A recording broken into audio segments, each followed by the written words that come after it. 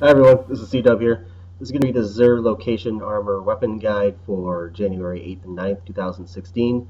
This week Xur's in the North Tower, just adjacent from the speaker. So let's take a look at what he has in his inventory this week. First up, we have no backup plans for the Titans.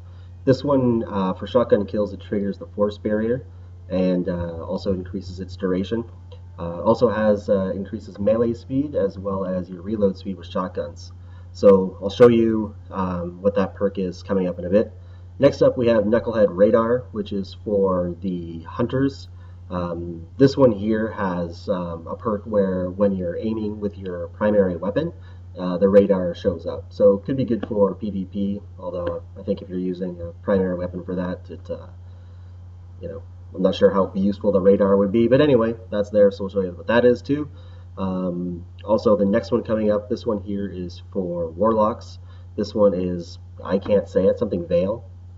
Either way, what happens with this one is when your super is fully charged and you're low on your health and your melee attack and your grenade, as soon as you pop your super there, everything recharges automatically when this is active. So I'll give you an example of what that one does as well. The last one that's up here is Dragon's Breath. This is the year 2 version of it.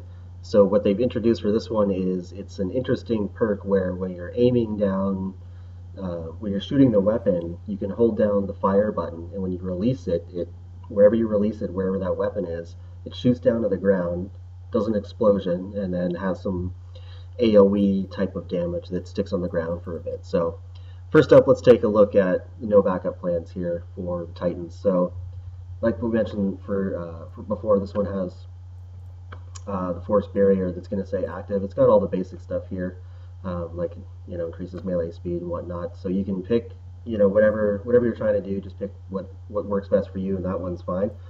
So here's a quick example of what it looks like in action. Like a spigot. Cut off the flow, Guardian. Cleanse the place, and you should be able to find the wizards.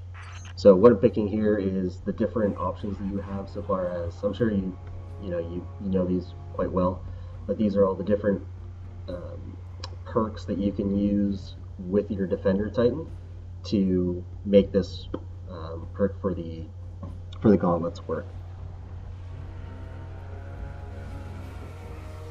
So just make sure you have whatever shotgun you're using equipped if you're going to make use of this one. Fire off a shot. As soon as you do that, whenever you melee someone, the one that I had picked up here is that you generate orbs. So it says that I think you continually generate orbs, but I tried it here as a test and it just seemed to pop up a couple of orbs, so not really, the greatest one. I'm not a huge shotgun fan myself, so for me I probably wouldn't be using that one. Anyway, next one up here, I didn't have this one, so I grabbed it. This one is for the hunters, Knucklehead Radar.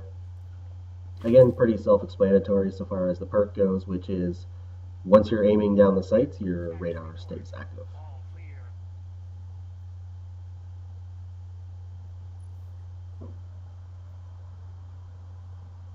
Here's a quick look at it. So again, this is the sensor pack. So this one is what allows you to aim your primary weapon down the sight, which still brings the radar up. Again, these are just standard stuff that you're probably used to seeing. So pick your favorites, whatever style you're trying to go with, whether it be PvP or raiding or whatnot. Pick whatever works best. So let's have a quick look at what this one looks like. Pretty self-explanatory, as I said. So there I am aiming, and as you can see in the top left, the radar is still off, so not much to do on that one. The next one that's coming up here is for Warlocks, which we'll get to in a second.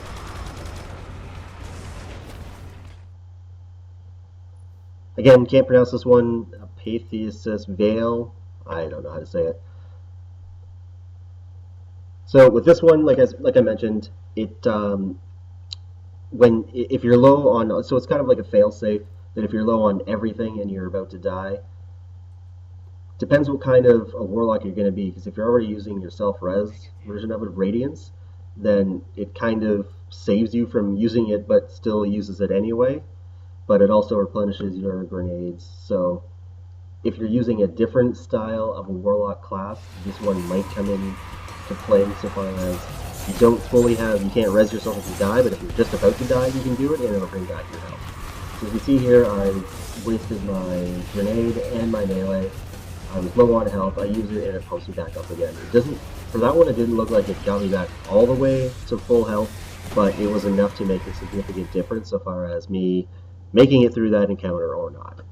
So last one on the list here is Dragon's Breath. This may have popped up from you time to time. If not, obviously he's got it this week, so you can grab it up, add it to your collection. Pretty standard what this one comes to. I think they've changed up some of this, but I'll give you an example of how this Napon perk actually works. So as I mentioned, it takes, I guess, a little bit to get used to, and I found it kind of hard to gauge where it looked like it was actually going to come down. So if you're aiming down the sight and you take your aim, so here's an example. So right there I missed and I hit the top of that little face, rock face there.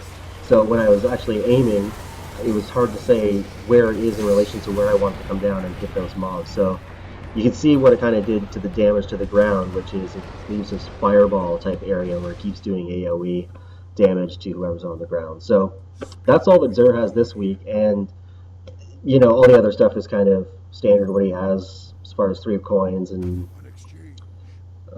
heavy ammo and whatnot. Every week when he has this, I just grab all 3 of coins here. It's the best way to get exotic engrams. You can use it for when you're doing PvP in the Crucible.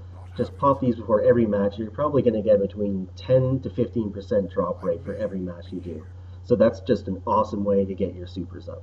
That's it for this week. If you have any comments or questions, leave them in the comments. And if you found it helpful, hit subscribe. Thanks.